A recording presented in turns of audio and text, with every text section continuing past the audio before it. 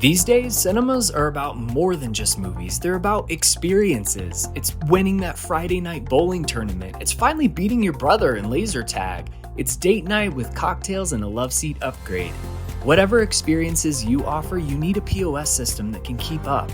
With over 30 years of development, TAPOS offers a massive feature set, including omni-channel food and ticket sales, embedded CRM, loyalty and membership, custom cloud-based reporting, and third-party integrations with FECs.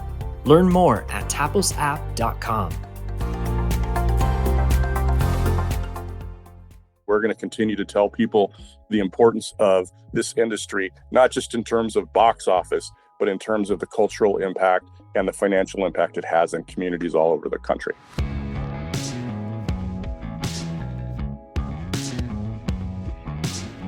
This is the Box Office Podcast in our special CinemaCon edition brought to you by TAPOS. And in today's debut episode, it is our annual CinemaCon preview, where we will be going over the studio presentations and what we hope to see from each of them. And later on in our feature segment, we've got Cinema United President and CEO Michael O'Leary joining us for part of this preview conversation, going over the biggest convention for theatrical exhibition. That's in the second half of the episode. But before then, our new segment, we've got here on our panel a special guest from the AFP, Andrew Marszal, joining us for the first time. Andrew, welcome. Hi there. Thanks very much for having me on. Pleasure to be here. And we've also got my colleagues from Box Office Pro, Chad Kennerk and Rebecca Pahle. Guys, a big update before we get started. In last week's episode, we provided some insight as to a then developing situation occurring down in Miami Beach, where the city mayor had threatened to pull the lease of the O Cinema, one of the last remaining independent cinemas in Miami, over the programming of the documentary, Oscar-winning documentary, No Other Land. That got resolved about a day before the podcast went live. So love it when that happens. Yes. Well, I'm glad it got resolved on the positive side of things. The mayor stepping back from that stance. The cinema is now programming and showing the film without any threat of censorship, which is essentially what that was. Good resolution here. Unfortunately, the industry at large is still contending with another problem, which is bad box office grosses. We are on track to one of the worst first quarters of the last 25 years. Disney's Snow White opening to an underwhelming $43 million over the weekend. And that's how we enter this conversation, our CinemaCon preview. The box office down in the dumps. We need a recovery. We need more movies. And hey, it's really good timing because that's exactly what we're going to be getting out of CinemaCon. Let's start with Sony. That's the first presentation happening on Monday evening. Looking at the slate, I've got some titles here that I think are going to feature. If you ask me, I think Karate Kid Legends coming out on May 30th. I think that's going to be part of that presentation. On the horror side, guys, I think 28 years later, you've got the Danny Boyle one coming out on June 20th. You've got a spinoff that's supposedly already in the can. That's scheduled for January 16. That one is known as 28 years later, The Bone Temple. And of course, to round out the summer, we've also got I Know What You Did Last Summer, remake of horror. Can we call it a horror classic? Let's call it a modern. Oh yeah, it's a modern horror. That's all right. Very fair. I'm giving it to the Final Destination franchise. So if the Final Destination franchise deserves it, then I Know What You Did. Then I Know What You Did Last Summer gets it too. And then to round off the summer from Sony, we've got Caught Stealing from director Darren Aronofsky and Austin Butler. That's on August 29th. If you ask me, guys, those are my picks from the summer slate that Sony's going to be presenting. We don't know what's going to be on that presentation or not. From this batch, what jumps out at you guys from must learn? Karate Kid Legends definitely feels like it's a good play on their end for that kind of cross-generational nostalgia. Obviously, people kind of in our generation may have fond feelings for the original Pat Morita, Ralph Macchio, and then now Cobra Kai has become such a big deal for our generation's children. It definitely feels like in terms of playing towards a younger audiences, that one is going to be a big one. I think you're absolutely right, Rebecca. Karate Kid Legends has to be one of those big potential movies. Chad, did you watch the Karate Kid growing up, or are you more of the Jaden Smith Karate Kid iteration?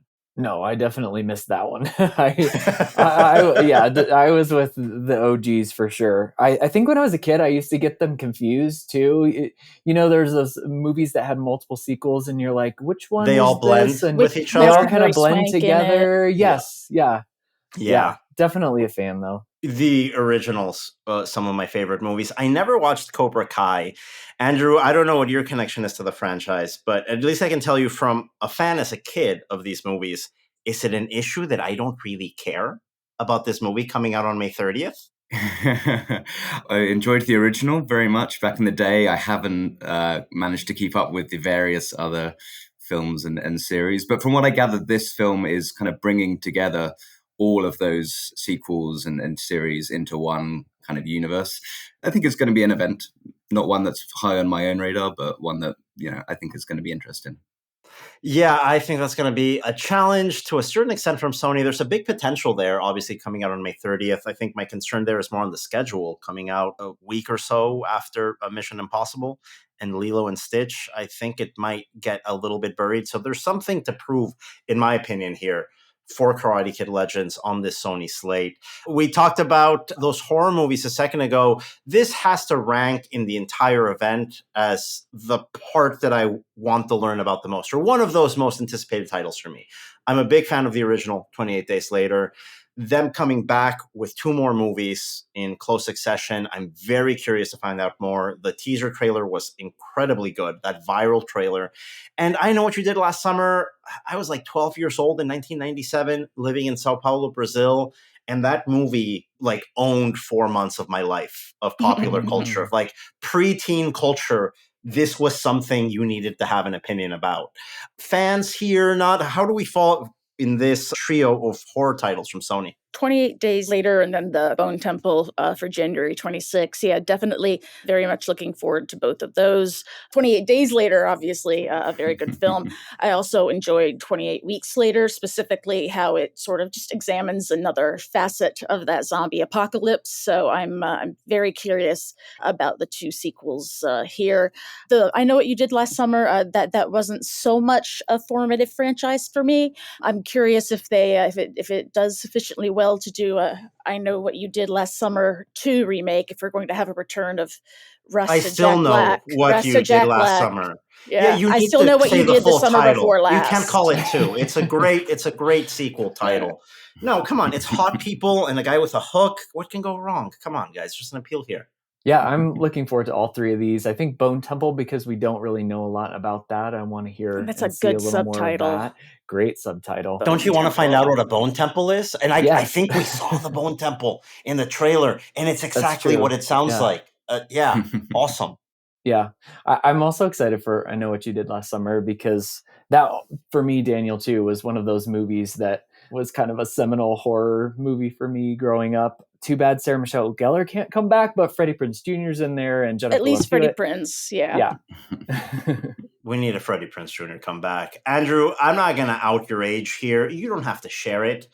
Did I Know What You Did Last Summer hit a part of your growing up experience, or was it more of a 28 Days Later, early 2000s? Oh, yeah. No, I remember I Know What You Did Last Summer coming out. I think I was definitely too young to be able to watch it, but I remember managing to find a way. Yeah, of course. Exactly. Life finds a way, Andrew.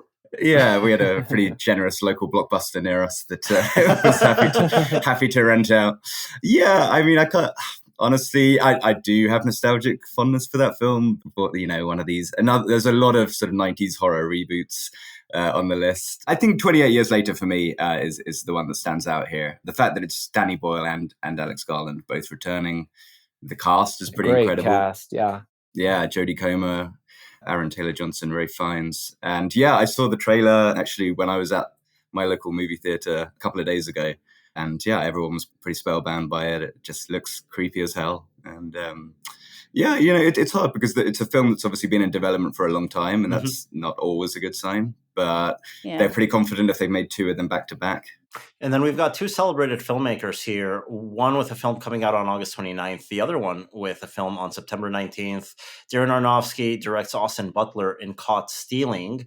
And then Kogonada, more known for Art House Fare. It's a welcome surprise to see that name attached with a major studio, and stars like Margot Robbie and Colin Farrell with A Big Beautiful Journey. That's coming out on September 19th. I think the latter of those films was rescheduled recently, if I'm not mistaken. It used to be early May. It used to be kick off the summer season. I think September's a better spot for it. I think that's a good gap that it's taking over. I mean, Kogonada is not. I mean, I don't know anything about this new movie. I don't think we've really seen any footage or any trailers up to this point. But he's, it's an interesting mix. I'm curious as to whether the movie's going to be 3 hours long, as his often are.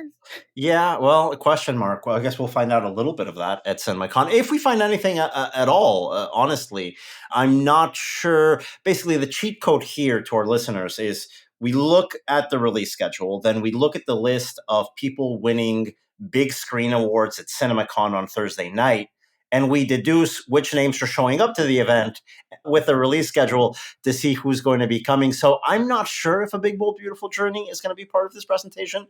I'd love it to be, but I think that's a question mark. My biggest question mark, guys, is Caught Stealing. Austin Butler, for me, is one of the most exciting actors working today. Darren Aronofsky, I'm more on a hit or miss perspective on. Andrew, are you excited about either of these titles coming out in the late summer, early fall?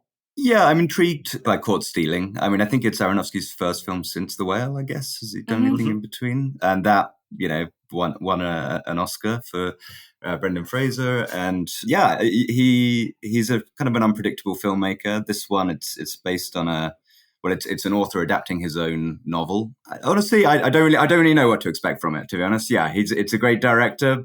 Well, he's an actor's director. You mentioned a second ago, The Whale was able to lift Brendan Fraser's awareness back into the mainstream, got an Academy Award out of it. Obviously, he did great things with Natalie Portman in Black Swan. Chad, I know acting is central to the way you see cinema. Are you excited with Austin Butler working with a filmmaker like this? Oh, yeah, definitely. I'm excited for both of these. I think these are much more in my wheelhouse in terms of what I'm always looking to see more of at CinemaCon. So I know we really haven't seen any footage or heard more other than names involved. So getting to see something would be exciting. Yeah, Aronofsky is a really interesting filmmaker. I had such a bizarre experience once in New York with The Mother. Oh gosh, that was a bizarre film. Yes, there was like this fan experience. I followed this trail down Chinatown, and they like opened this glowing box and gave me a rotten pepper, and there was a key inside, and it was my ticket. So this is like an immersive marketing experience for Mother. What you're describing, because that happens on Chinatown like any other day. Show up on a Tuesday to Chinatown, you can do the exact same thing. They just stuck a logo with coming soon under it, basically. Yeah. No, so I have I guess a fondness for Aronofsky and all of his interesting. I don't always love his films, but I enjoy a big swing, and I mean, those are my favorite moments in CinemaCon is seeing something or hearing something of a movie that just wasn't on my radar at all. Exactly. Yeah. Hopefully we'll find out more about those titles. What I think is a given is that we're going to see a combination of Paul Rudd or Jack Black. I mean, it's just such a CinemaCon like presentation in a box opportunity. The stars of Anaconda that's coming out over Christmas from Sony. That's happening, right? Like we can say that for sure almost. I mean, Jack Black co-stars in Minecraft, which is out that week, right? That week, yeah. Yeah, you kind of think it's going to happen. It seems like synergy. Yeah. What do we feel about Anaconda? That's another movie that came out in 97. Not a comedy. Now it's a comedy. I mean, anytime you have a comedy in wide release, I'm not going to complain. I'm not going to criticize it. It's an endangered species. That's where we are in cinema right now. We have endangered genres where maybe you have one or two left a year and we just have to support it as much as we can. Anaconda was not a huge movie for me, but I remember in my memory it was quite funny. So it almost seems looking like back, just, I'm sure it is. I don't know. I mean, I love Daniel. I know you as well really enjoyed Crawl from Andre Aja. I think if it's not a by the books remake of Anaconda and more is, hey, let's put some people with some characters with some good chemistry and a good plot against a giant snake on the Amazon River. I mean, that's Yeah, why not? I'm open to it being something that I become interested in.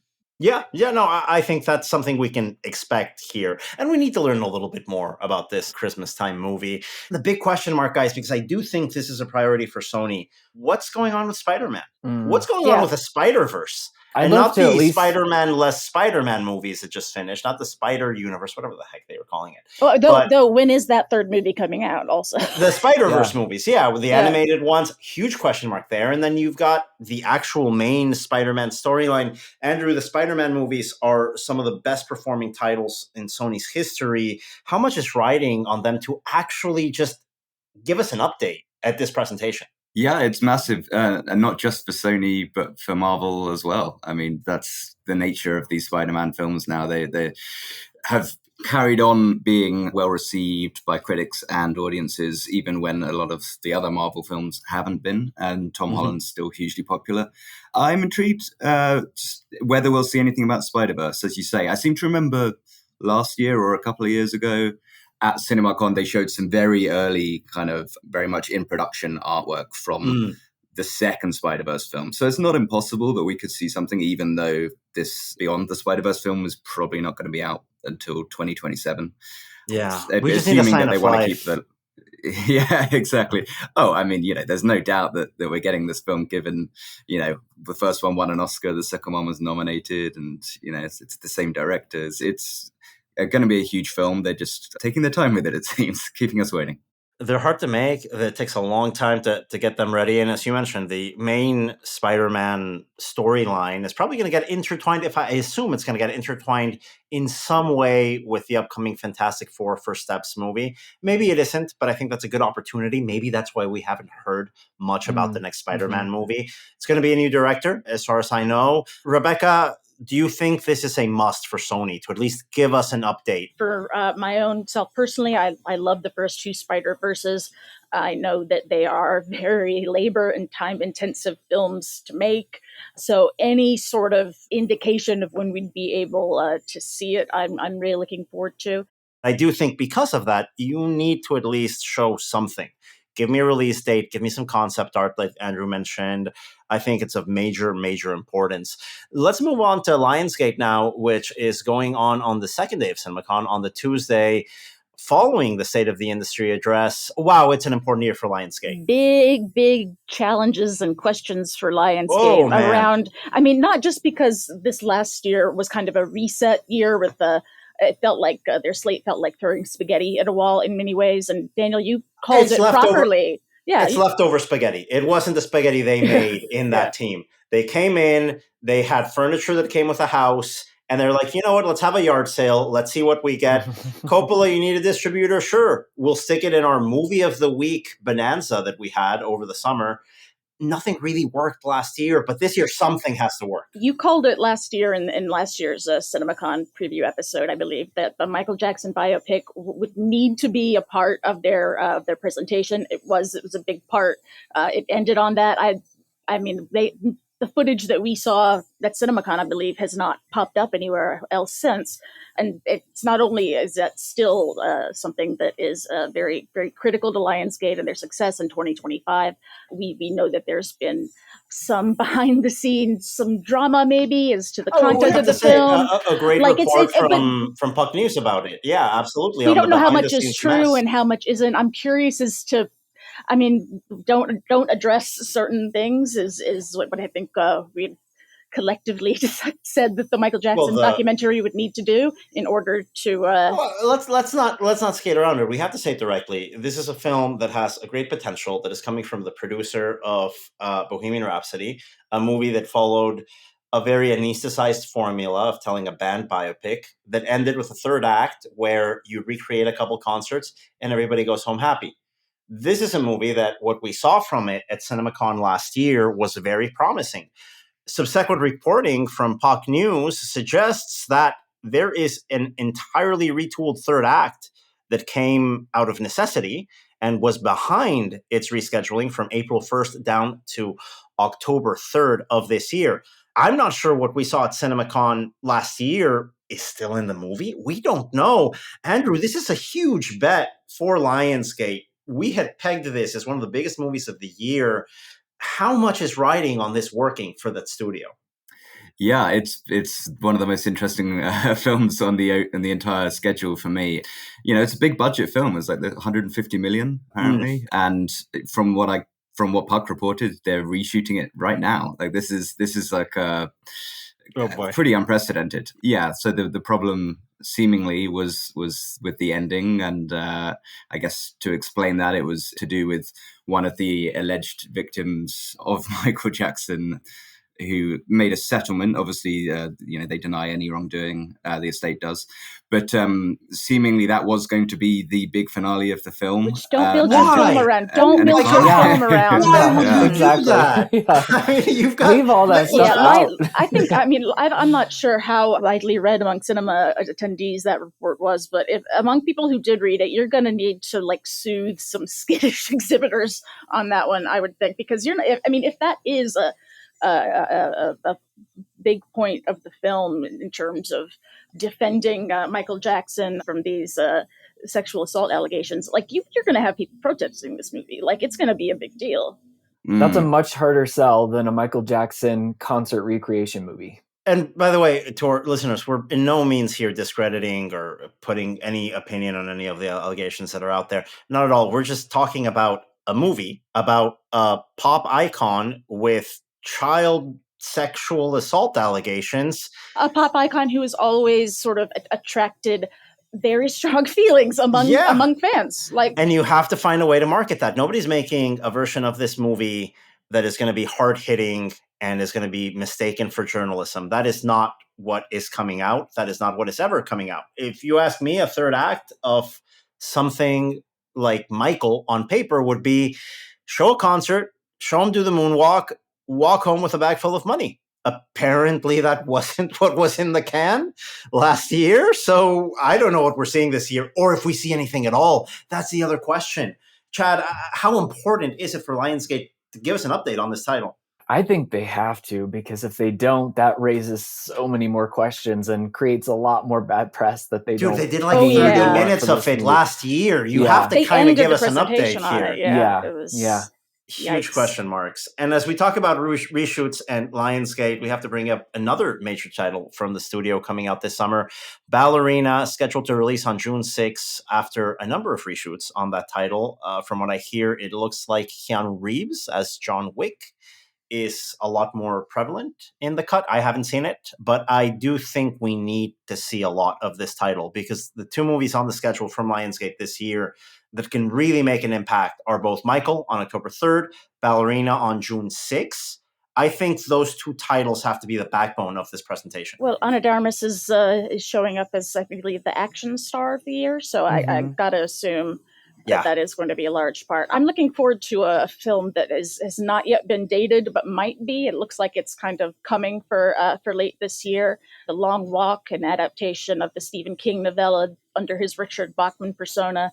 It's by Richard Francis Lawrence, who did their Hunger Games prequel. He has another Hunger Games prequel coming out as well. That's their big franchise now, I guess, aside from Saw, which is another franchise. I'd be interested to hear where that is. But yeah, that's one of the big, I hope we get some sort of something from, because I'm curious as to how they handled the book.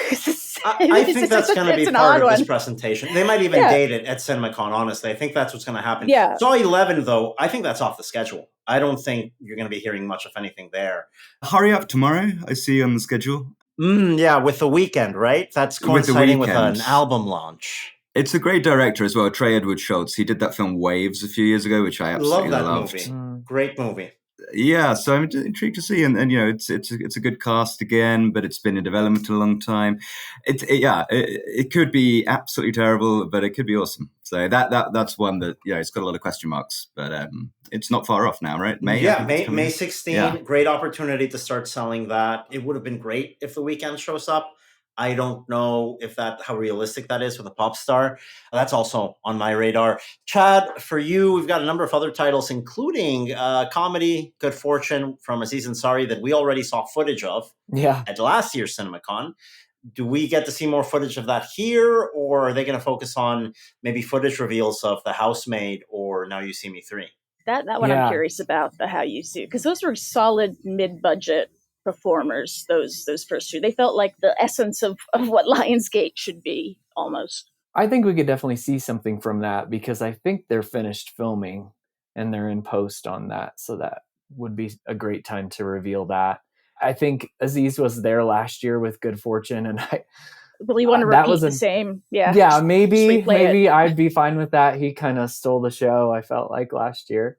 And I'm looking forward to seeing that. There's the Housemaid that you mentioned, Daniel. I'm very curious. That's filming right now, so I don't know what we'll see from it, but would like to hear more about that. And now let's go over to Warner Brothers that has another Tuesday night presentation here. Bigger slate here from Warner Brothers. Not as many questions. We know what's on their slate. I think it's not really a burning question. I think only film geeks are wondering what's going to happen to Horizon. I would be shocked if we hear anything about Horizon. Yeah, that seems another forget about, for just try to kind of I think brush that off. The industry has moved on, unfortunately, from that. But we've got a very compelling slate here from Warner Brothers, and it's been an underperforming studio so far in 2025. I think the way that Barbie was the marketing campaign that launched the CinemaCon of 2023, Superman's going to be doing something the same. I expect we walk into Caesar's Palace and we see a lot of Superman standees. We see more footage than we maybe are expecting to see. But I think that's going to be a big focal point of this presentation. Other than that, I think the surprise is here. I think we're going to see a little bit more of Sinners coming out on April 18. I'm kind of surprised that marketing campaign hasn't been heating up yet. We're weeks away from that releasing. I'm not sure where awareness is with that. Andrew, from your perspective, what are the priorities for Warner Brothers in their presentation this year? Yeah, I think Warner's presentation, I think they are the studio that has the most riding on their presentation this year. I think they've taken quite a few big swings, and obviously a couple earlier this year, like Mickey 17, haven't really hit, but they've got some great stuff. Like if you're just looking at the next 12 months, it's hard to say that anyone's got a better slate than Warner on paper. We've got the Paul Thomas Anderson film with Leonardo DiCaprio. I mean, that is obviously going to be huge. It's based on a Thomas Pynchon novel. I'm super excited for that film, and hopefully we'll get some extended footage. It's possible at this presentation. They were also they're releasing F1, which I believe is an Apple film. Is that, Daniel, you're a big... They're doing it internationally. So since Warner's has international on F1, I suspect they show us something. Yeah, that one, it's Joseph Krasinski, the Top Gun Maverick director. It's a huge film. The budget's enormous. F1's involved. Like F1 has just exploded in popularity in the US particularly recently. So it seems like it's the right film with the right director at the right time. It just has to be good, I guess. That's a big ask. If you just make Top Gun in a race car, I think you're good. But that's a big ask. Andrew, the plot about this movie is, I don't know, it makes it a little bit more interesting. It is the plot of Top Gun Maverick, basically. That's basically it, right? Yeah. It's the sort of aging retired star coming back to coach some young talent. The oddity, as you mentioned, of this actually being an Apple film that could be the kind of highlight of Warner's theatrical slate. But, we're going to watch it on the big screen. I agree with you. I think it's going to be Superman getting a lot of attention. I think it's going to be F1 getting a lot of attention. Chad, on your end, what are you looking forward to? And don't say P.T. Anderson. We're all looking forward to one battle after another. That's probably on the top of everyone's lists of what we want to come out of CinemaCon with. What's on yours? On the horror side, I want to see more of The Bride and what's going on with that. That's been rescheduled a couple times, but great cast and Maggie Gyllenhaal directing. So I would love to see some footage from that. And I'm curious to see some of these kind of placeholder horror titles that they have on the schedule. Obviously horror titles kind of tend to be maybe more mid-budget and quicker to turn around oftentimes. So they can kind of sometimes seem to come out of nowhere, which I enjoy. I'll come up with a twist here, guys. I think Warner Brothers probably has a really good game plan in place for Superman. Probably is going to work on F1 there because of the international contingent that attends CinemaCon. I think what they need to do at Warner Brothers is help out some of the films that don't have that awareness yet. And on top of that list is Sinners, coming out on April 18. We need April to perform to make up ground that we lost in the first quarter. And Warner Brothers, coming off movies like Mickey 17, needs Sinners to perform in order to make up that ground they've already lost. I'm very concerned that the awareness on this title is as low as it is. Not too many people are talking about it. They've got a great star, a great director in Ryan Coogler. Why isn't there more buzz? They need to kickstart that like as soon as possible. It seems like the timing is perfect. CinemaCon ends, and then 2 weeks later, Sinners comes out. I definitely think that they should be, talking with exhibitors at the show about how to promote the film. I'll go one further. I think they need to show 20 minutes. I think you're at that point with Sinners. I think you need to show more the press than the exhibitors. You need to show the press attending 20 minutes or something like that of Sinners. So you build that press buzz now. You had an opportunity with South by Southwest. You didn't take it. That would have been a great time to kick off this campaign, this marketing campaign from Sinners. So with that missed opportunity, there is no other opportunity for Sinners. And in my opinion, if we don't see a good chunk of that movie, 10, 15, 20 minutes, I'm going to be asking myself, why hasn't anyone seen anything? What's wrong? Yeah. What's wrong? Yeah. That's where we are with this title. Let's move on to the next presentation here. We've got Universal sharing the presentation with Focus in our annual how much longer than the allotted running time is this going to run? Now, Vin Diesel, as far as I know, isn't attending, so you can cut 20 minutes out of that estimate easily, which is a relief for everybody. A number of titles here, again, looking at what I think the priorities are. I think you go big on Jurassic World Rebirth, scheduled for July 2nd. Big movie. I think you go big on Wicked for Good on November 21. Yeah, victory How lap much of for a that. focus? Yeah, I think it's going to be more of a victory lap. Yeah, I don't think you need to sell that too much more. But I think those are the two, at least on the Universal side of the presentation, you need to go big with. Rebecca, anything on your end outside of Wicked and Jurassic World that you think Universal really has to hit home? I'm looking forward to Megan 2.0. I don't think that film is in much risk of I'm just looking forward to seeing anything that we do from there. But obviously, it's not a super big budget film that they have a ton riding on necessarily. But yeah, just their horror upcoming stuff. I'm curious as to Five Nights at Freddy's 2, if we're going to get anything on that. You have Mike Flanagan doing an exorcist film.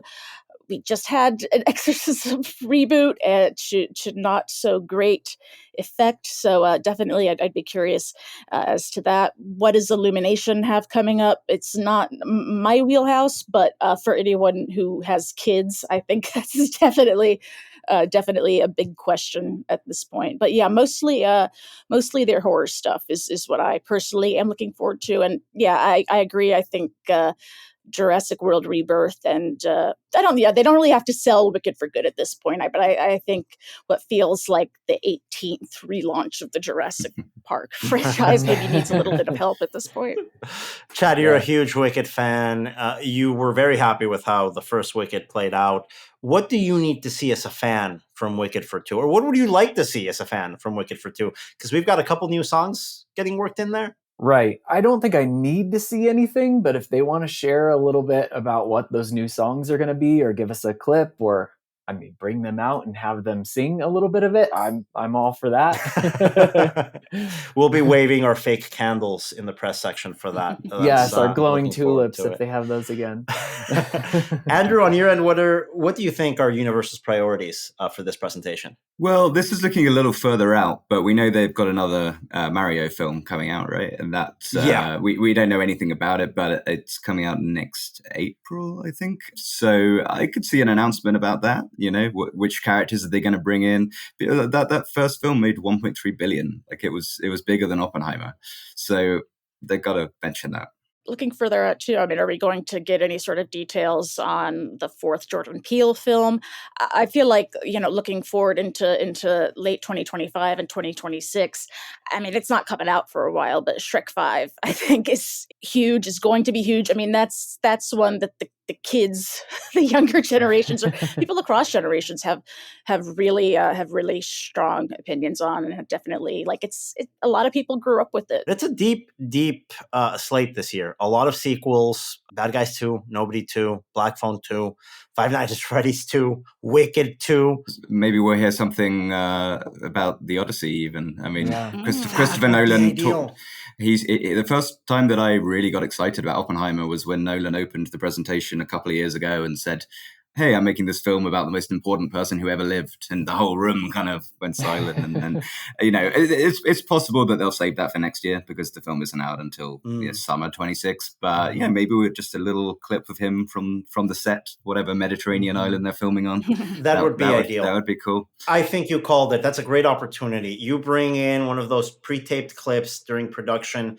That's what's going to get people excited. I'm not too excited about the year of sequels from Universal, personally. Mm-hmm.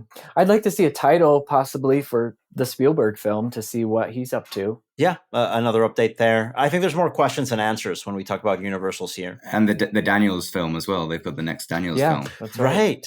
And Warwolf, that's on the Focus side, but from Robert Gunners, we've spoken about Warwolf, yes. Warwolf. I mean, I have to do the MST3K pronunciation. WERWULF. Obviously, Nosferatu, big hit for them over the holiday season. And we've got another Yorgos Lanthimos movie, Bugonia, coming out November 7 from Focus. And the Avengers of indie cinema, Wes Anderson is coming back with a new movie, Phoenician Scheme, coming out on May 30th. They've also got on the Focus side Hamnet, the new Chloe Zhao film. Oh, wow. Yeah. And that's based on a brilliant novel about the life of William Shakespeare. It's they've got to start raising awareness about that. It doesn't even have a release date, I don't think, but maybe we'll get that at the very least. That's the opportunities that these studios have. You're either building buzz or you're getting things on the radar. And there's a lot of work for Universal to do in 2 hours. Fortunately, you don't have Vin Diesel chewing up 40 minutes of that running time. So they might have the time to do it this year.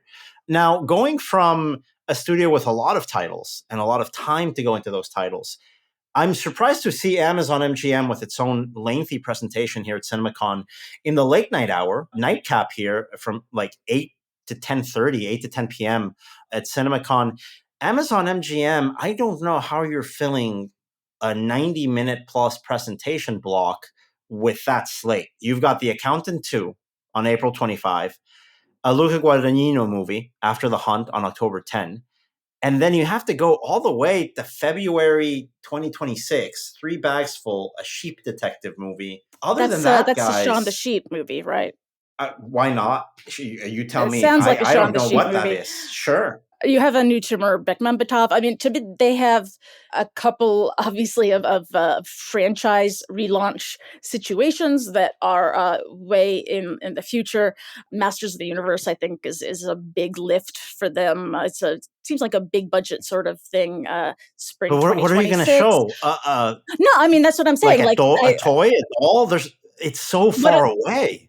I mean, Project Hail Mary, I'm excited for Lord and Miller. I love them as directors. I enjoyed the book. And then the big obvious, what are we going to hear, if anything, on Bond? It has to be an IP forward presentation where they're not going to tell us about this coming slate because there's barely anything in there. Like, what are you doing with the Masters of the Universe, like with that whole Hasbro and Bond? Exactly. Lay that out. Lay out maybe a little bit on the Bond side. Maybe a nice big announcement would be great. You've got other MGM IPs that if you're going to fill those 2 hours, you got to get people excited. No one's going to walk out of an Amazon presentation at 10 p.m. in Las Vegas saying, wow, I can't wait for The Accountant 2. I'm sorry, they're not. You have to come in with something more. Maybe give us a little bit on the RoboCop side. They've got RoboCop IP. Give us something on there. Are you doing something with it? Are you not?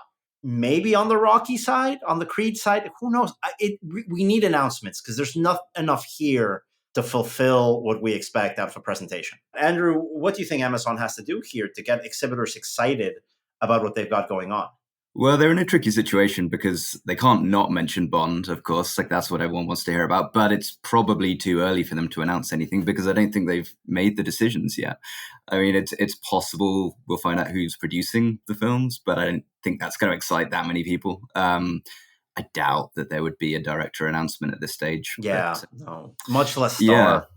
Oh, yeah, no. I mean, Yeah, no. presumably you've got to get that other stuff in place first. So, yeah, I'm sure they'll mention it. I'm sure they'll try and whip up a bit of hype, maybe kind of give us a bit of a sense of, how many films they're planning to make, what direction they see the franchise going in, whether there will be spin-offs. But obviously they can't actually announce those things because I don't think that they've greenlit them.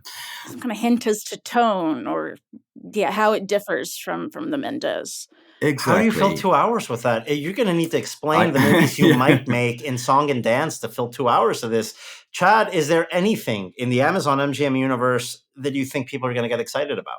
I think, like everyone's saying, it has to be more forward-looking than what's already on the slate, unless they have films up their sleeves that we don't know about. It does seem a strange time for them to step in because there's not a lot on the calendar. Or at all. So maybe this is going to be where we get our big surprises this year. It seemed like the big franchises, or a lot of the big franchises that they have access to, or things that we've seen attempts at fairly recently. I mean, G.I. Joe, the Rocky films, obviously, with Creed. That was, we had 3 films in that franchise fairly recently. So, yeah, I'm curious as to what unexpected things we might be seeing. Maybe they're just going to show The Accountant too. Honestly, that might be the case. They could just come up, talk a little bit about Bond, and then say, "Hey, here's The Accountant 2. Enjoy." Especially for a late night time slot, that kind of makes more sense. And it's a dad movie. Like it looks like a good fit. That makes total sense. I think Andrew has the best shout so far of the surprises that might lie ahead. If I were to put money on it, I think Andrew's right. You talk about the 3-4 movies you have this year for 20 minutes. And then you press play and everybody sits and watches The Accountant 2. I don't see any other way they fill 2 hours at 8 p.m. Come on. No way. Let's move on now to Paramount as we enter the final day of CinemaCon 2025. We're going to start this the way we always do. Slate full of movies here. As opposed to last year, Paramount had an off year last year. Not that much on the slate. This year, a more robust schedule. So it was easy to guess what Chris Aronson, the head of domestic distribution at Paramount, was going to show up wearing, because he always does cosplay based on the slate and these things. It was Gladiator 2 all day. Chad, what's your prediction for Chris Aronson's costume at the Paramount presentation? I think Rebecca's already guessed it. I think it's going to be Running Man. Really? Because a lot of the cast is going to be there. You have Colin Domingo, Edgar Wright. Glenn Powell's honorary, like he gets a ticket to CinemaCon every year at this point. He's good. He puts the work in. That's definitely one that I'm excited for, though. If Chris Aronson wants to paint himself blue and come out as a Smurf. That was my call. I'm predicting it's Smurfs. For me, it's Smurfs or bust. I absolutely think, Andrew, you're with me on this.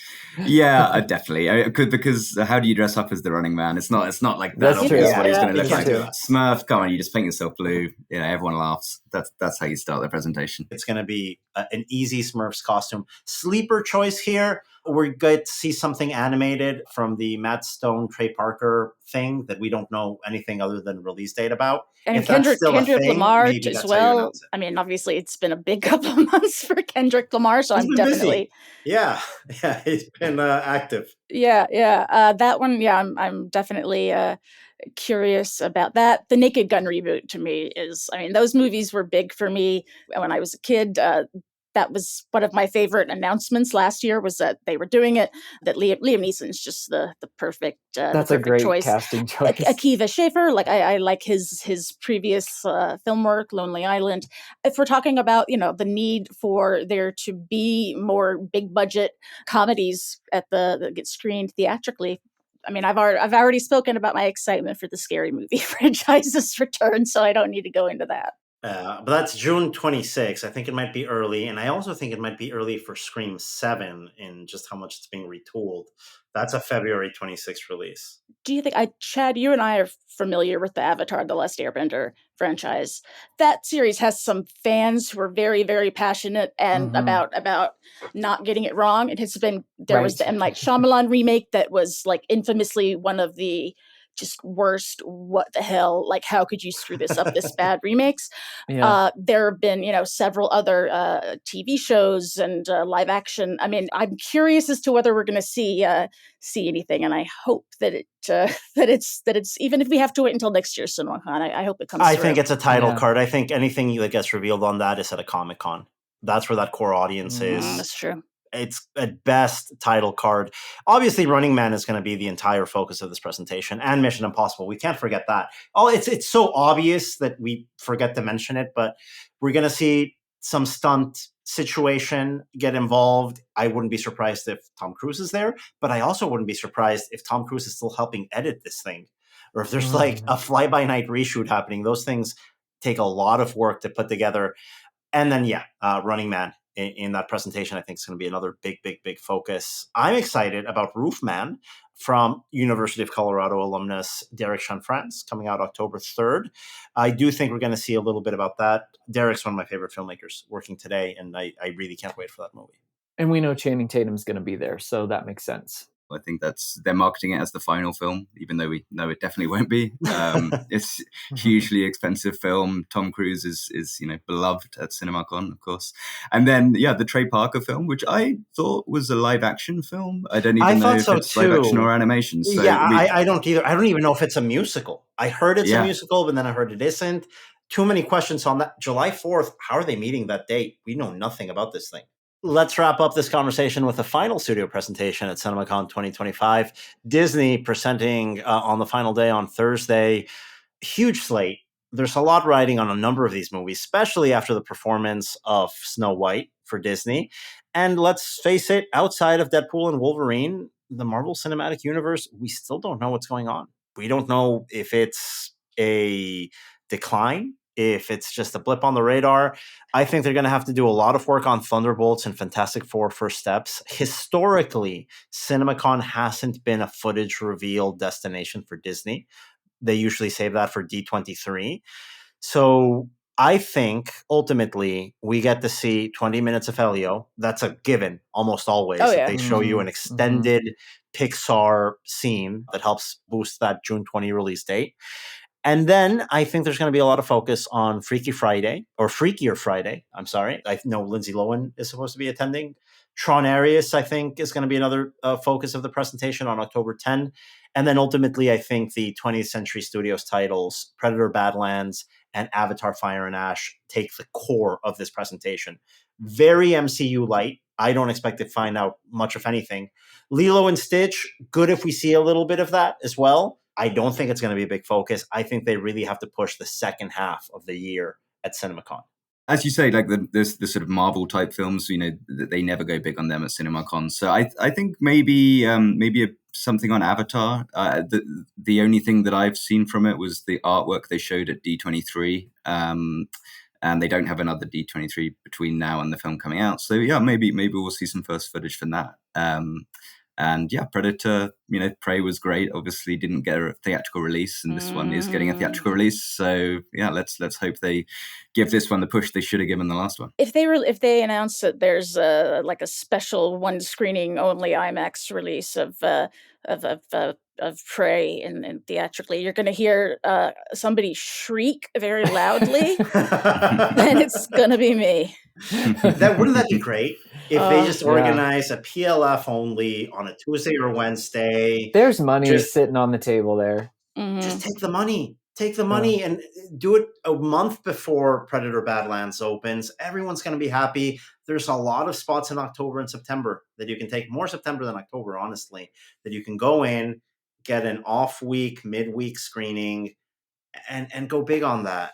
Guys, thank you very much for your participation. Andrew Marszal from the AFP, thank you so much for joining us once again. We're looking forward to seeing you in person in Vegas. Thank you. Yeah, it's been a lot of fun. And to everyone listening, thank you again for joining us. Coming up next, we've got a sponsored segment with our colleagues at the Box Office Company. And after that, our interview with Cinema United President and CEO, Michael O'Leary. And we're back here on the Box Office podcast at CinemaCon's sponsored segment of today. We've got from the Box Office company, Stan Ruszkowski, Chief Executive Officer, and Maureen Suttle, Managing Director of Boost. Guys, welcome back to the podcast. Thanks so much. This is my first Box Office podcast, so I'm super excited. And I couldn't be even more thrilled to be there just before CinemaCon that we're really looking forward to. So it only took until you were my boss formally at every level to get you on the podcast. I somehow managed to do this for 5 years without getting you on here. All right. Well, I'm excited. I'm excited, man. Well, it's great to have this conversation because, of course, this is your first year as CEO of the Box Office company. We have to look at the mission of the company as a whole. Of course, we're 5 years removed from the pandemic. We're still feeling a little bit hungover from everything that happened, but we're also looking forward. We're no longer looking back. So with that in mind, Stan, from your perspective, what's the mission of the Box Office company in 2025? Yeah, so that was probably the first question I started asking myself when I stepped up into this position. And it's very simple. We actually spend a lot of time with the teams coming to something simple, but it's very simple. It's all about building audiences and connecting those audiences to the movie experience. And we do that globally, basically. So it's building, connecting audiences to the movies globally. Now, we do that here at Box Office through three main pillars: data, tech, and media. That's all well and good to put on a brochure, but I'm going to need more detail than that to explain to my dad why he spent 6 years of film school tuition money. That was money well spent, by the way. So actually, on our side, it really means something, meaning that data, tech, and media are the three business units that I've created stepping up into this position. So we'll be hearing Maureen on Boost, but she's now our managing and great managing director of our Boost business unit. Boost is all about tech and offering tech to theaters so that they can build and connect their audiences to the movies. But we also have a real data team, and the business unit is called Data. And those are the guys that are gathering essentially all the showtimes around the world and then putting them in our APIs and distributing them to the Googles and all that of the world. And they're also doing what you're doing every day, Daniel, is getting all that information and that data from the industry and sharing it around predictions and all of that. So that's our data business unit. And then we have our media business unit, which is our COVID baby. We launched the Box Office Network, which is a bunch of channels on YouTube, Snapchat, and Facebook that are, Meta, and that are all about movies. That's about 2.5 billion views every month of people connecting with Hollywood content on social media. Now, we've got these three divisions, and it can be somewhat complicated to understand what unites them, or do they work separately? What's the synergy between those three divisions, Stan? The synergy is a love of movies. And by the way, when synergies make sense, the three business units are working together. I have two big examples on that one. Data and Boost are very solidly connected through our Showtime data business. We transform that in a real opportunity for theaters through our referral agreement. So it's connecting search experiences to the sell of your movie ticket as an exhibitor. So, for example, if you go onto Google, you type in the name of a movie, you type in a zip code, or you have geolocation on, you don't even need the zip code most times. Yeah. You're going to see automatically on Google all of the theaters near you with every showtime available with a link. You hover on that link and you'll have ticketing links to different destinations. It can be a third-party ticketer or your cinema if you sign up for this referral program, driving business to your theater for that ticket sale. Absolutely. And we've been strongly focused on making that opportunity open to theater owners and exhibitors and not only third parties. And the second experience I wanted to mention to you, Daniel, that we're working on, and it's more of a new opportunity because the Google piece has been running for years. It's all about the audiences that we've built on the Box Office Network, those 2.5 billion views that we're getting. We know that data and that audience data behind that can serve exhibitors. So we're currently working with Maureen and her team on a product that's called Target, very original name, to be able to allow exhibitors to target audiences around their theaters that are engaging with Hollywood content on our social media channels, basically. A very comprehensive way of taking all of the information that movie theaters are putting out online and making it easily accessible for folks that just want to search on Google, right, for their movie. They're not going in there to trying to figure everything else out. To see these three components work in action, I think that's the ideal for any company.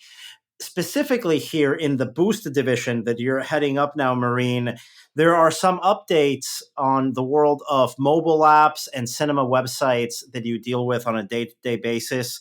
Now, there's a lot of competition when it comes to finding the right movie theater website company or the company that can build the right mobile app for your circuit or individual location. That's something that the Boost division specializes in, Marine. And I wanted to ask, just out of the gate, what makes Boost by Box Office a unique offering when it comes to building cinema websites and mobile apps? Good question. There is indeed a pretty busy space at the moment for online experiences for exhibitors. I'd say there's two main differences that makes us stronger and special.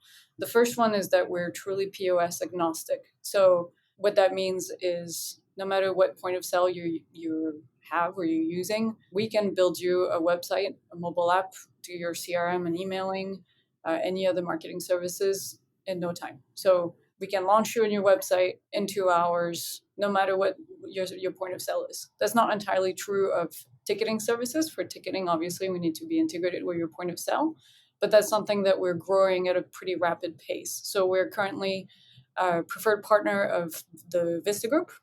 We also are integrated with RTS, with Omniterm, and we're adding integrations to TAPOS, which is already ready to go. Admit 1 is in progress, as well as VZ, which should all be ready in the next couple of months. So we're really growing that in order to be able to support more exhibitors, no matter where they're based, and what other providers they're using on the market. So I'd say that's our first differentiator. The second one that I think makes us very strong is our focus on marketing services. So we don't only build tech. Stan earlier said that we were focused on tech. That's not entirely true. We are also focused on marketing services. And what that means is that whole part that Stan was explaining around building audiences, we do that for exhibitors. We do that through building an SEO strategy, through online ads, what we call PPC, pay-per-click ads for exhibitors. We do that through CRM and social services. So we focus a lot on building audiences to grow the people that a movie theater can reach in their campaigns and to drive really consumers to the movie theaters. Now, when we talk about data tech media, it's impossible to ignore the elephant in the room here. AI. AI is a buzzword. It seems like everybody's doing it. Nobody's doing it. It's hard to know where the popular sentiment is, other than the fact that every business in this industry is currently looking at it very seriously. If I understand correctly, Boost is already offering an AI service to its customers. Yeah, correct. So we're obviously, like everybody else, looking at all the applications of AI and how it can help our clients in everything that we do. But we've launched a new content services that is somewhat based on AI. So the idea was, how do we offer a content service to exhibitors? Because we do believe, as in our focus on marketing services, that having content, original content on website is a strong argument for people to come back to your website on a regular basis. It helps with your SEO. So having this content on your website is key to having a strong digital strategy. So we were trying to think of how do we build that at scale and at an affordable price. AI is a way to do that. So we have our editorial team that comes up with one article, let's say, and then puts it through AI and has it rewrite that piece of content in the voice of each exhibitor that is a client of this solution. So if you're more art house, if you're a drive-in, if you do specific guest experiences, we can rewrite that piece of content to really make it in the tone of your brand. So obviously the content is reviewed after that by our editorial team to make sure that it doesn't, say weird stuff in it, which can sometimes happen. But it's really a solution to keep every piece of content original and unique to each one of our clients, while allowing us to build something at scale and at a good price. Yeah, I find that super cool what they're doing, because it's really about sourcing the information in a very professional, journalistic, editorial way, and making sure that every exhibitor can have his own tone of voice. And that's thanks to AI, that second piece. And this is a white label editorial content service, basically. To put that into English, it's a way to make sure that every cinema circuit that works with the Box Office Studios, a division of our company that creates editorial services for movie theaters, can have its own distinct brand voice and make sure it can also draw traffic based on that content itself. As we know, SEO is only as good as the content you put on your website. Ultimately, this is another example of that synergy you guys talk about. It's not only making sure that your showtime is discoverable, it's making sure that when someone is Googling for a movie near them, that your cinema website shows up as one of the top hits. Yeah, 100%.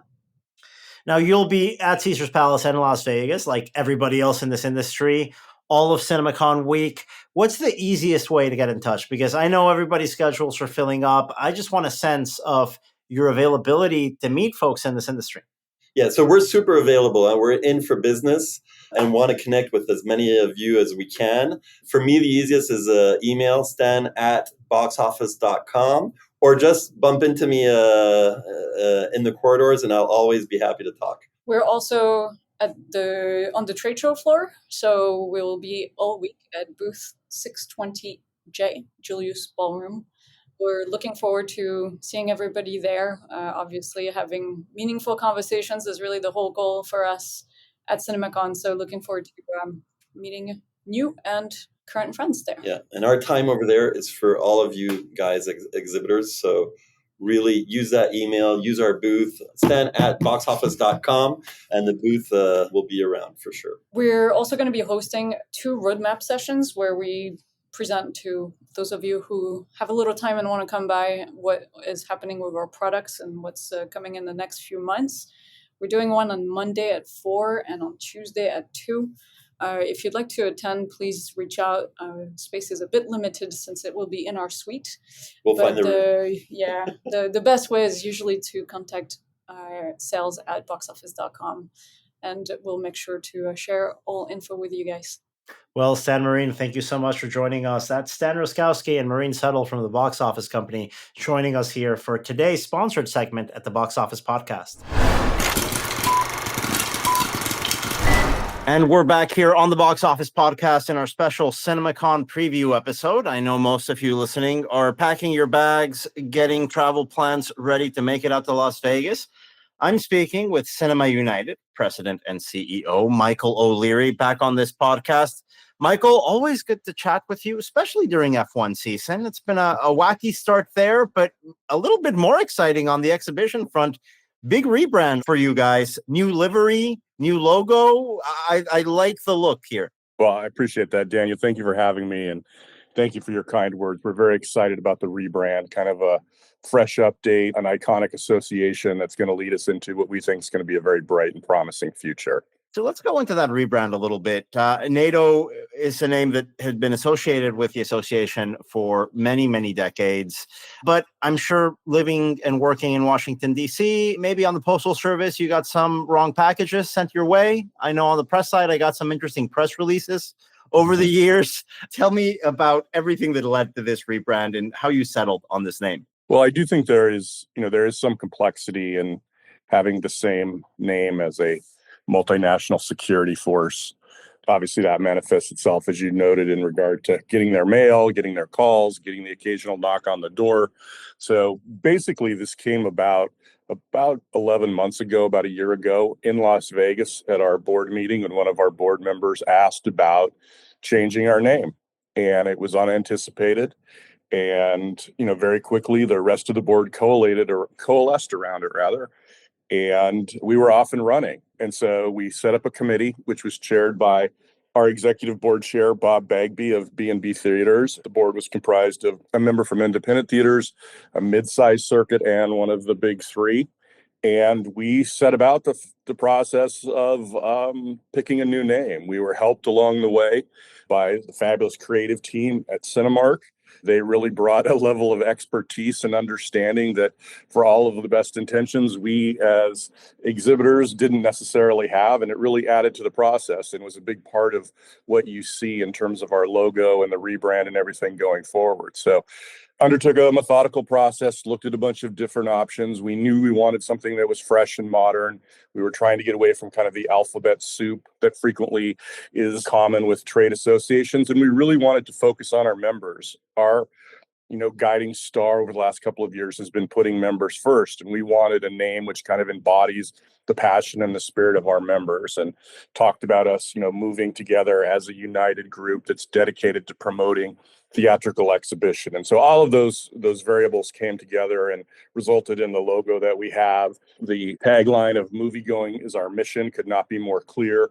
As what it is that we're trying to do every day. And so we're very excited about not just what we've done so far, but we're going to have an opportunity to celebrate it a little bit and do some other fun things with it at CinemaCon. Now, you're also preparing some other research reports coming out. There's a special report coming out from Cinema United this week. What can you tell us about that?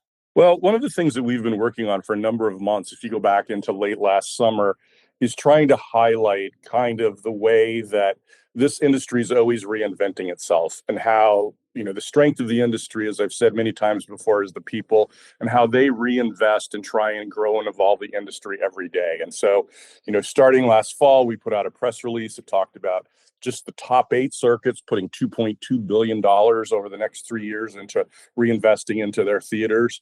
And, we've continued we're going to have some other topics at CinemaCon that talk about kind of the positive business side of exhibition. Sean Gamble, the CEO of Cinemark, is receiving our highest award. He's a business leader. Wall Street has responded to him, and, fans have responded to Cinemark, and he's a great champion and leader of kind of the pro-business message we have.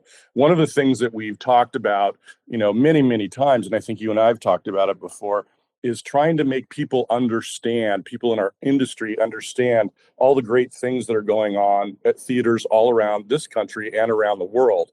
And I am consistently inviting our friends on the coasts to take a week and visit the middle of America and see what it's like to go to the movies. And it's really something special. I haven't had any takers on my standing invitation, Daniel. So what we've decided to do with this report is take, Main Street theaters to them. And so it's going to chronicle and highlight a snapshot of a number of theaters that talk about the technological innovation, how they're connecting with their communities, and ways that going to the theater is so much more than just seeing a movie now. So this is another step in that process. I will continue to encourage all of my friends that once you get out of Burbank, you can see some amazing stuff at the theater. And hopefully at some point we'll start to get that message across, and people will see some of the wonderful attractions that movie fans love every day around the world.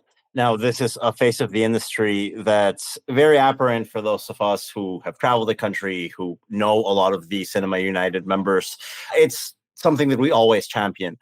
The wider press outlets sometimes confuse us with just a box office machine. Basically, just that the strength of our industry is a reflection of the box office. We both know that couldn't be further from the truth. But we're in a tricky situation right now, coming off a very challenging first quarter. And CinemaCon is coming up at the perfect time where we get to see all of the films that are going to get us out of this situation. Michael, from your perspective, what are the factors that need to be in place to break out of this first quarter downturn? Well, I think, look, you and I have talked about this before. I think that one of the great hindrances to the development of this industry is the insatiable desire to judge it on a movie by movie, weekend by weekend, day by day basis. There really is no other industry in the world that lives and works and breathes that way. But for some reason, we can't seem to get out of that cycle. And so I've always believed that when you want to assess what type of year, for example, 2025 was at the box office, well, let's have a conversation the last week of December and have all of the information before it, assess what worked, assess what didn't work, and figure out what it means going forward. So I think part of it that's really important is, we are for the first time in probably 4 or 5 years, Daniel, we're in a situation which is relatively normal. We don't have these outside forces, whether it's consolidation or the pandemic or labor disputes, which are impacting the marketplace. At the same time, the world is vastly different than it was 5 years ago. And I think that we're still in the process of figuring out how to build the best mousetrap going forward. So one of the things that I want to talk about with folks on Tuesday morning at CinemaCon is to look critically at the marketplace and call on people to come together and to address some of these problems, which I think are slowing the recovery a little bit more than it should. We are in a state of recovery, but we're not recovered. And I think the question is, how do we take those steps to get forward? We need to talk about things like exclusivity. We need to talk about the importance of marketing. We need to talk about how to, as I mentioned earlier, how to reinvest in theaters and create a great new experience. There's so many more people out there competing for the consumer's time and discretionary income right now. We have to constantly be upping our game. And then obviously the studios they're going to show us some great stuff. We're very excited. We have all of the major studios this year. We have MGM, we have Neon, Angel Studios will be there. We have so much of support from the studio side of things that really what we're going to try to be emphasizing at CinemaCon is that when we work together, we have a greater opportunity to succeed and to do it to the benefit of everyone involved in the industry. So I think there's a lot of variables in play, and we have to be honest about the challenges that are in front of us, but we also have to look at each of these things as an opportunity and try and maximize the impact we can have and make the most of those opportunities. Now, the studios are going to get their share of headlines in the trades starting next week. But as you and I know, the real core of CinemaCon are those panel sessions, are those discussions that we have between colleagues here in the industry. Could you share some of those highlights from that CinemaCon panel schedule that you're most looking forward to?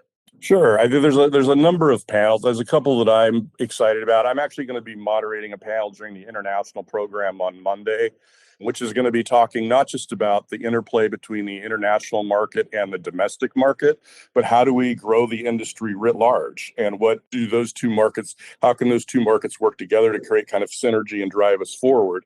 I'm extremely excited about that panel. I'm going to have Jeff Goldstein. I'm going to have Alejandro Ramirez. We're going to have Tim Richards on that panel. And we're also going to have Mark Vienne. So it should be a lively discussion. I think one of the panels I'm very much looking forward to is last year we had, as you may recall, we had Matt Bellany did a panel with Adam Aron from AMC and Kathleen Taft from Disney and Bill Kramer from the Academy. And that was a lively and I think one of the most popular panels we maybe have had at CinemaCon at any point.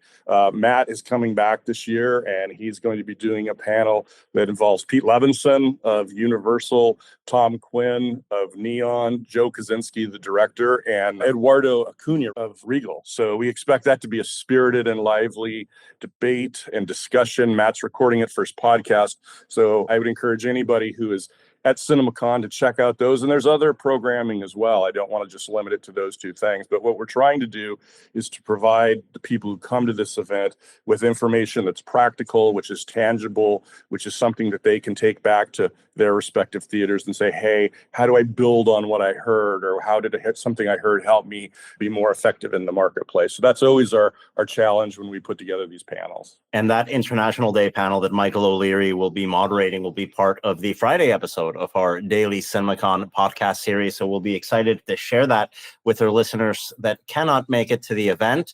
Talking about the event, big headline here as we were preparing our coverage, we noticed Amazon MGM becoming the first streamer to present on the main stage at CinemaCon. Now, Amazon has presented at CinemaCon before at breakfast. I don't know if you remember, Michael, a couple of years back, they brought footage from Luca Guadagnino's Suspiria during a lunch, and it was a difficult lunch to get through. It was a very graphic scene.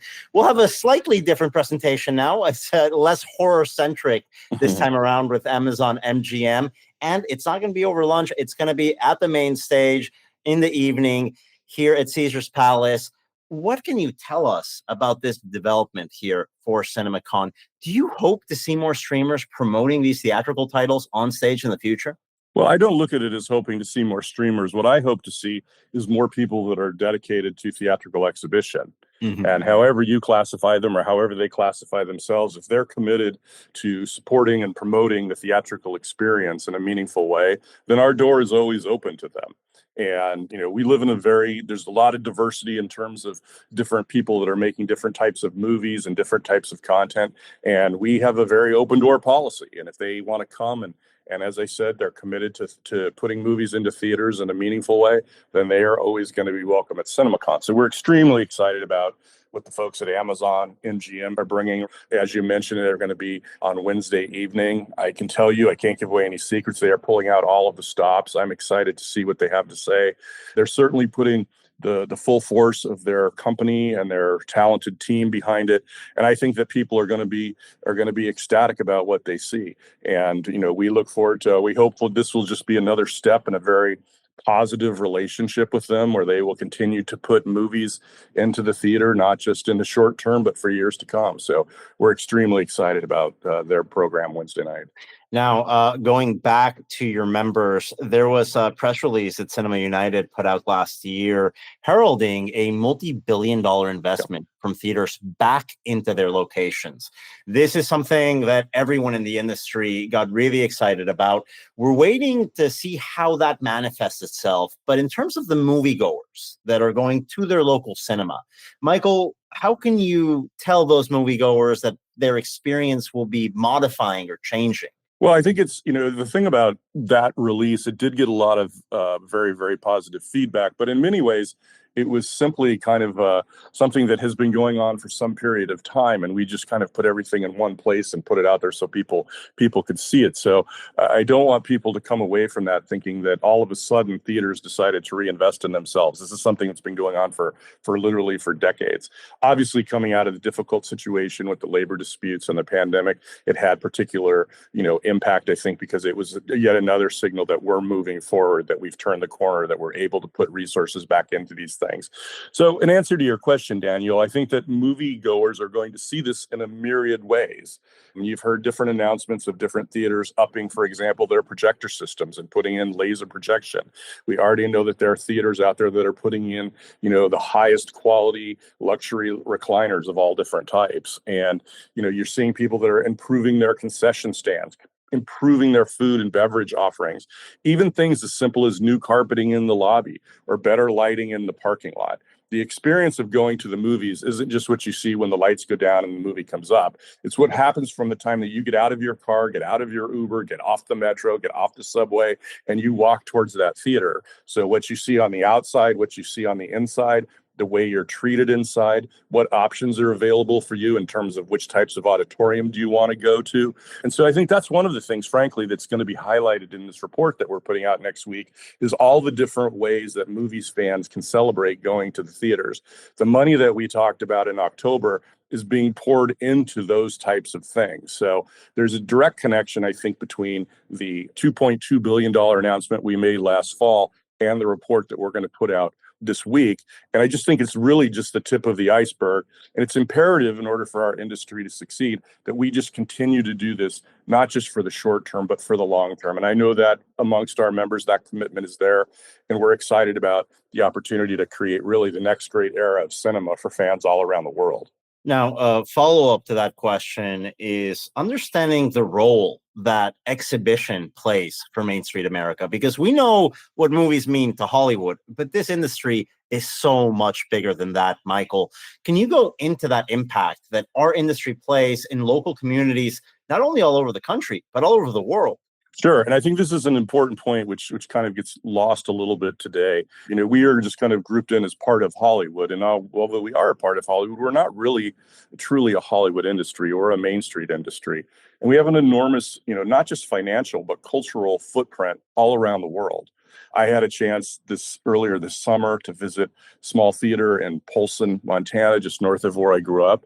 And the impact of that theater on that community is really significant, because it's a place where people can come, they can have a nice evening, they can get some good food and beverage and see a great movie. It really is kind of like the anchor of the community. It's almost like a city center, if you will. And in a day and age where people are more and more isolated and divided, it's important that we have those types of places. And movie theaters really represent that in many, many ways. They're also the anchors of these communities in terms of restaurants nearby flourish and vendors in the community do well because they're supporting the theater. So I think that when you look at the exhibition industry solely through the ends of box office results, you're really, really missing a huge part of the picture. And so one of the points that we've been emphasizing, we're going to continue to emphasize it, is the Main Street nature of this industry. And, Main Street is really the foundation of not just the United States, but countries all around the world. And it's worth fighting for, and it's worth promoting. And we're going to continue to tell people the importance of this industry, not just in terms of box office, but in terms of the cultural impact and the financial impact it has in communities all over the country. Well, Michael, thank you so much for your time. Before you go, I like to save the toughest question for last.